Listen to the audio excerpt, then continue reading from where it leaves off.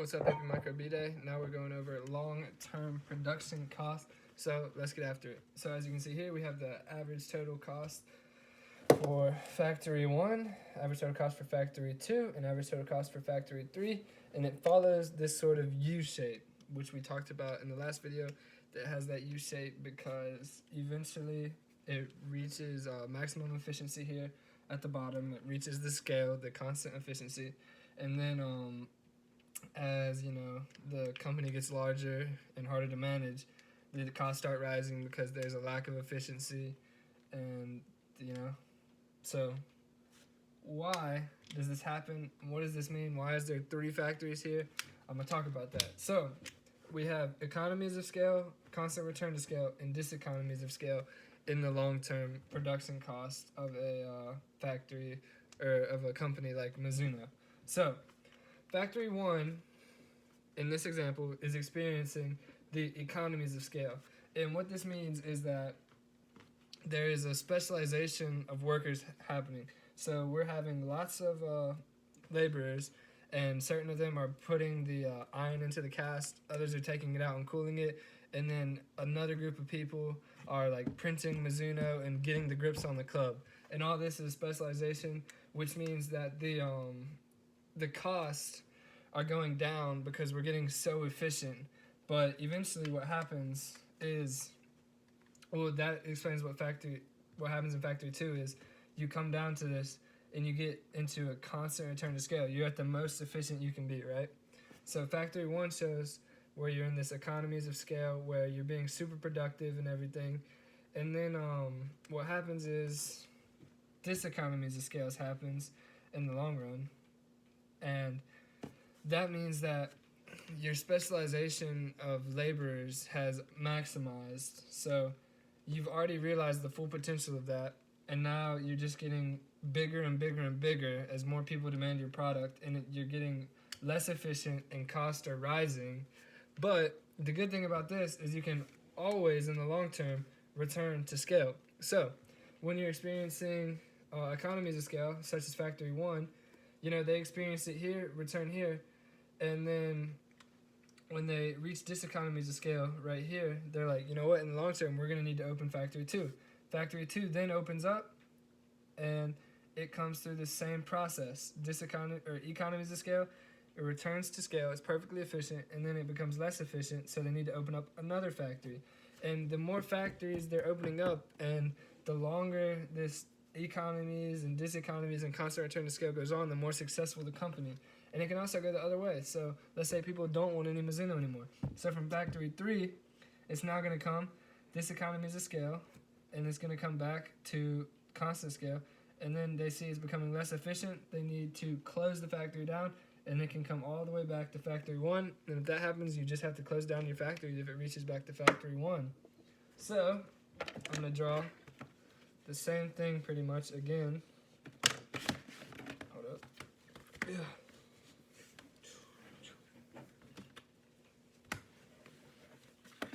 Sorry about this.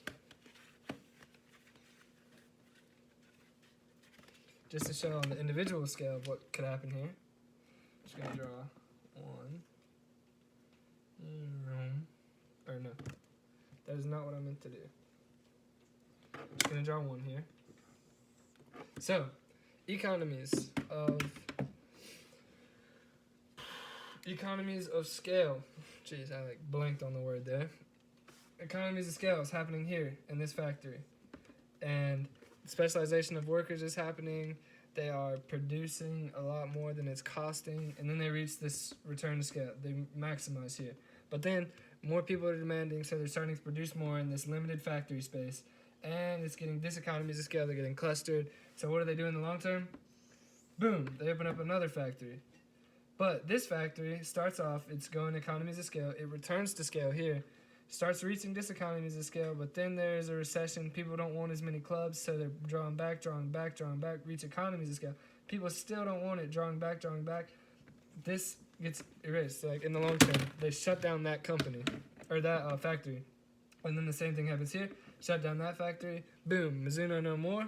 Or as in the first example, Mizuno just keeps on making these factories in the long term, because there's always going to be this constant return to scale. There's always going to be the constant efficiency, and that is long-term production cost. And just once again, I'm going to talk about why it's in the U shape, and that's because of the short-term production cost of, just the short-term, not short-term production cost, but the short-term supply cost is in that U shape. Average total cost is in that U shape because it embodies at first fixed, and then it reaches that efficiency. Then it embodies the variable cost, average variable cost. So that is long-term production costs for a factory. Okay, so now I'm showing you I'm working at Mizuno, and specialization of workers is happening in this first factory. We're hiring a ton of people. My job is just to close the pins on caps like this. Then eventually there's two of me doing this, so we're twice as efficient, and this is when we reach the perfect constant return to scale, where reducing cost to the max. But then what happens is people demand more. Now they got three of me doing it, so I'm like, but I'm bumping into this guy, I'm bumping into that guy, and in the long term, to increase production, we're gonna have to open up another factory, so then I can just go back to peacefully, just doing the job right. Specialization of workers happens in the second factory, so then I'm, going a little faster. I'm able to work faster, better. Then another person comes in, and this economies of scale. There's too many people working there. It's clustered, and we're just getting dragged down. And then they're gonna have to open another, or the opposite could happen in a recession where that people don't want the product as much. So we go from diseconomies to efficient. And then we go from efficient to economies of scale until there's no more factory. Then I'm unemployed. So yeah, that's how it works. Okay, once again, super lame video. So I tried to make it funny there, or not funny, but tried to make it interactive, creative at the end there, but didn't really know how to do that. So this is gonna be the creative part if you're still watching and still care. Boom. That was her reaction. That's what we were waiting for. All right.